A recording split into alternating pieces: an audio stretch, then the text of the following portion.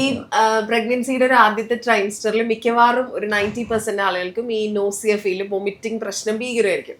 അപ്പം ഞാൻ ഉൾപ്പെടെയുള്ള ആളുകൾക്ക് ഉണ്ടായിരുന്ന ഒരു ഡൗട്ടാണ്, നമ്മളിങ്ങനെ കണ്ടിന്യൂസ് വൊമിറ്റ് ചെയ്തുകൊണ്ടിരിക്കുമ്പോൾ കുഞ്ഞിന് വേണ്ട സാധനങ്ങൾ കിട്ടൂലല്ലോ, നമ്മളപ്പോൾ ഭക്ഷണം കഴിക്കുന്നൊന്നും വയറ്റിൽ നിൽക്കുന്നില്ലല്ലോ ഈ ഒരു പക്ഷെ ഡോക്ടർ പറഞ്ഞു ഇല്ല അത് ടെൻഷൻ അടിക്കണം, അതിന് വേണ്ടതൊക്കെ അവിടെ ഉണ്ട്. അതെന്താണ് അതിന്റെ പിന്നിലോ? ആ കുട്ടിക്ക് ആ സമയത്തുള്ള മെറ്റബോളിക് ഡിമാൻഡ് ഉണ്ടല്ലോ വളരെ കുറച്ചേ ഉള്ളൂ. ആദ്യത്തെ 3 മാസം എന്ന് വെച്ചാൽ ആദ്യത്തെ ഒരു 3 മാസം കുട്ടി മാക്സിമം ഒരു 2 സെന്റിമീറ്ററോ 3 സെന്റിമീറ്ററോ അത്രയുള്ള ചെറിയൊരു ശിശുവാണ്.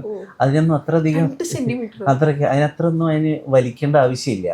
പിന്നെയാണ് അതൊരു വലിയൊരു കുട്ടിയായി മാറുന്നത്, ഒരു ഗ്രാംസ് ഒക്കെ ആവുന്നത്. അപ്പോൾ ആ സമയത്ത് വൊമിറ്റിംഗ് ആക്ച്വലി വരാനുള്ള കാരണം എന്ന് വെച്ചാൽ അതും ഈ നേച്ചറിൻ്റെ ഒരു പ്രൊട്ടക്റ്റീവ് മെക്കാനിസമാണ്.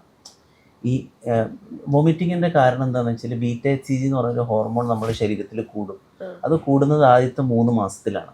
അത് കൂടുന്നതിൻ്റെ മെയിൻ റീസൺ എന്ന് വെച്ചാൽ നമ്മൾ കഴിക്കുന്ന ഫുഡിൽ ടോക്സിൻസ് എന്തെങ്കിലും ഉണ്ടെങ്കിൽ അത് ബേബിയിലേക്ക് എത്താണ്ടിരിക്കാനായിട്ട് നേച്ചറിൻ്റെ ഒരു പ്രൊട്ടക്റ്റീവ് മെക്കാനിസമാണ്. അപ്പോൾ മോർണിംഗ് സിക്നസ് എന്ന് പറയുന്നത് ആക്ച്വലി എ പ്രൊട്ടക്റ്റീവ് ഫിനോമിന. അത് പക്ഷേ when it goes beyond A particular level അപ്പോഴാണ് അതിനെ ഹൈപ്പർ എമിസിസ് എന്ന് പറയാം. ഹൈപ്പർ എമിസിസ് എന്ന് പറഞ്ഞാൽ നമുക്ക് ഒന്നും കഴിക്കാൻ പറ്റുന്നില്ല, നമ്മൾ കംപ്ലീറ്റ്ലി വൊമിറ്റ് ചെയ്യുമ്പോൾ നമ്മുടെ ബോഡി കീറ്റോസിസ് എന്ന് പറഞ്ഞ അവസ്ഥയിലേക്ക് പോകും. അത് ബേബീനെയല്ല ഹാം ചെയ്യുന്നത്, മദറിനെ ഹാം ചെയ്യുന്നത്. മദറാണ് വീക്കാണ്. മദറിൻ്റെ ബോഡിയിൽ മദറിനെ യൂട്ടിലൈസ് ചെയ്യാൻ പറ്റുന്ന എനർജി കിട്ടാത്ത ഒരവസ്ഥ വരും.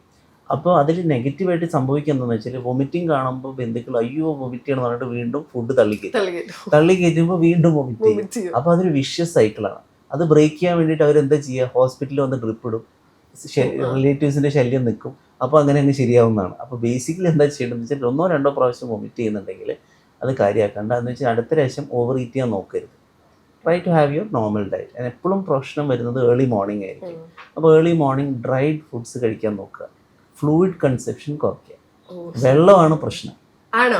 വെള്ളമാണ് പ്രശ്നം. അയ്യോ ഇത് പക്ഷേ മോർണിംഗ് സിക്നസിന്റെ സമയത്ത് എല്ലാരും അല്ല മോർണിംഗ് സിക്നസ് വരുന്നത് ബിക്കോസ് ഗ്യാസ് കയറുന്നതുകൊണ്ടാണ്. അപ്പൊ എണീറ്റ ഉടനെ ചായ, പാല്, ബിസ്ക്കറ്റ് ഇതൊക്കെയാണ് കഴിച്ചിരുന്നത്. കാരണം വീട്ടിൽ ബ്രേക്ക്ഫാസ്റ്റ് ആവണ വരെ സമയം വരെ നമ്മൾ എണീറ്റിരിക്കുന്നത്. നമ്മൾ പറയാം ഡ്രൈ ഫുഡ്സ് കഴിക്കാം, എന്ന് വെച്ചാൽ ടോസ്റ്റ് കഴിക്കാം, റസ്ക് കഴിക്കാം, അവോയ്ഡ് ടീ ആൻഡ് ഫ്ലൂയിഡ്സ്. എന്നിട്ട് ഒരു ഉച്ചയോട് കൂടിയാണ് കുറച്ച് ഫ്ലൂയിഡ്സ് നമുക്ക് വേണമെങ്കിൽ എടുക്കാം. നമ്മൾ ഡീഹൈഡ്രേറ്റഡ് ആവരുത്. ഈവനിങ്ങോട് കൂടിയിട്ട് അത് സെറ്റിൽ ചെയ്യും. And then you will be able to have your normal diet. ഭയങ്കരമായിട്ട് വൊമിറ്റിംഗ് ആവുകയാണെങ്കിൽ പിന്നെ നമ്മൾ സൈക്കിൾ ബ്രേക്ക് ചെയ്യാനായിട്ട് കുറച്ച് IV ഫ്ലൂയിഡ്സ് ഒക്കെ ഇട്ട് കുറച്ച് ഇഞ്ചെക്ഷൻസ് ഒക്കെ എടുത്ത് ആ സൈക്കിൾ ഒന്ന് ബ്രേക്ക് ചെയ്ത് കഴിഞ്ഞാൽ then they will become okay. അല്ലെങ്കിൽ എന്തെങ്കിലും ടാബ്ലറ്റ്സ് ആൻറ്റി എമറ്റിക്സ് ഒക്കെ നമുക്ക് കഴിക്കാം ടു ബ്രേക്ക് ദറ്റ് സൈക്കിൾ. പക്ഷേ ഈ ചെറിയ കൺസർവേറ്റീവ് മെഷേഴ്സ് ഒക്കെ ചെയ്താൽ തന്നെ കുറേയൊക്കെ ശരിയാവും. And also most importantly work ചെയ്യുന്ന ആളാണെങ്കിൽ കണ്ടിന്യൂ ടു വർക്ക്. നമ്മുടെ ഡിസ്ട്രാക്ഷനാണ് നമ്മുടെ ഏറ്റവും വലിയ വെപ്പൺ, അതിന് എഗൻസ്റ്റ് ആയിട്ട്. അപ്പോൾ നമ്മൾ ഡിസ്ട്രാക്റ്റഡ് ആകുമ്പോൾ നമുക്ക് ഈ ചെറിയ നോസിയൊക്കെ നമുക്ക് പ്രശ്നമില്ലാതെ അങ്ങ് പോകും. നമ്മൾ വേറെ ഒന്നും ചെയ്യില്ല, വീട്ടിലേക്ക് ഇരുന്നിട്ട് നോസിയ വരാൻ വേണ്ടി കാത്തിക്കുകയാണെങ്കിൽ ഉറപ്പായിട്ടും വൊമിറ്റ് ചെയ്യും.